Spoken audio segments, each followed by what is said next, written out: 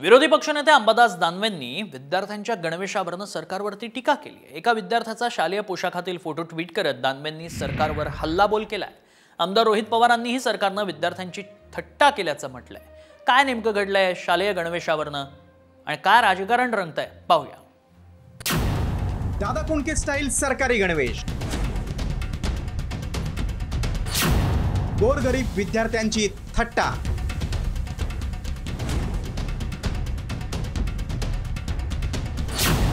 गणवेश फसले, विरोधक बरसले।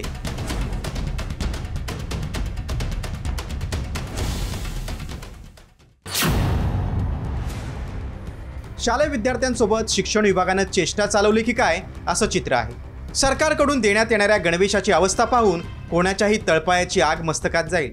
राणा भीमदेवी थाटात विद्यार्थ्यांना गणवेश देणार अशी घोषणा शिक्षण मंत्र्यांनी केली, पण ही घोषणा इतकी फुसकी आणि फसवी असेल अशी कल्पनाही या चिमुरड्यांनी केली नसेल।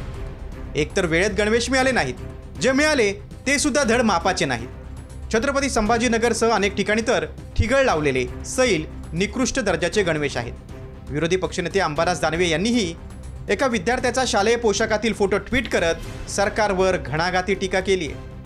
हापापाचा माल गप्पापा करण्याच्या सर्व मर्यादा या सरकारनं ओलांडल्याचं दानवेंनी म्हटलंय। त्यानंतर आमदार रोहित पवारांनीही या गणवेशांवरून सरकारवर निशाणा साधलाय। मात्र यावर शिक्षण मंत्र्यांनी सारवासारव केली की फक्त गुजरातच्या एका कंपनीला मदत व्हावी, त्यांच्याकडनं कापड घेता यावं, सेंट्रली हे टेंडर देता यावं आणि काही नेत्यांनी फक्त याच्यातून काय केलं असेल तर मलिदा खाल्लेला आहे। त्यामुळे मलिदा खाल्ल्यासाठी गरिबाच्या मुलामुलींना अजूनपर्यंत ड्रेसपासून वंचित ठेवले आणि जे ड्रेस मिळाले ते अतिशय खराब क्वालिटीचे मिळालेले आहेत आणि फार चुकीच्या पद्धतीने सिलाई केलेले ते मिळालेले आहेत। त्यामुळे या सरकारला गरिबाच्या मुलामुलींच्या कपड्यावर सुद्धा मलिदा खायचं ही दुर्दैवी गोष्ट आहे की सध्या शाळेचे गणवेश या महिला शिवतात। त्याच्यामुळे एक गणवेश हा आम्ही लोकल लेवलवर महिलांकडून शिवून घ्यायला सांगितलेला आहे आणि दुसरा आहे हा महिला आर्थिक विकास महामंडळ तयार करतं। असे 20,000 महिला सध्या गणवेशावर काम करतायत आणि त्याच्यामुळे एखादा गणवेश जर चुकला असेल तर तो बदलून घेतला पाहिजे संबंधित महिलांकडून। आवश्यक ते कापड आम्ही त्यांना देऊ, कारण आमचे 2 उद्देश आहे। एक म्हणजे दर्जेदार कापड मिळालं पाहिजे। दर्जेदार कापडाची जी टेस्टिंग आहे हे सेंट्रल गव्हर्नमेंटची इन्स्टिट्यूट करते आणि तेच मुलांना दिलं जातं। रोहित पवार एवढ्यावरच थांबले नाहीत, तर त्याने गेल्या पावसाळी अधिवेशनात या गणवेशांवर मुख्यमंत्र्यांसोबत झालेल्या खडाजंगीचा व्हिडिओ ट्विट केलाय। हे बघा, हे जुनं आहे, हे जुनं आहे, नवीन दाखव रे। हे बघा, हे नवीन आहे, ही नवीन क्वालिटी बघा, ही नवीन नाही। ऐका दिली आहे, परवानगी दिली आहे, क्वालिटी परवानगी घेतलेली आहे मी। नाही, त्याला पाठवतो, त्याला त्याचा ड्रेस शिवून पाठवतो।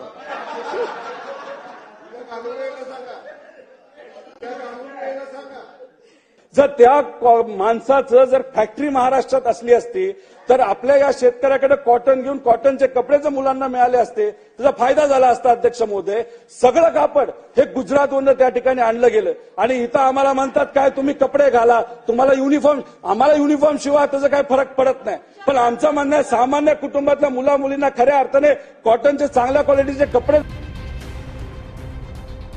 छत्रपती संभाजीनगरात आणि आणखी काही जिल्ह्यात अर्धशैक्षणिक वर्ष संपल्यानंतर विद्यार्थ्यांना गणवेश मिळाले खरे, पण दादा कोंडकेंच्या वेशभूषेलाही लाजवेल असे हे गणवेश असल्यानं पालकांनीही संताप व्यक्त केला होता। त्यामुळे शिक्षण विभागाच्या या भोंगळ कारभाराबाबत कारवाई होणार का याकडे सर्वांचं लक्ष लागलंय। ब्युरो रिपोर्ट, साम टीव्ही।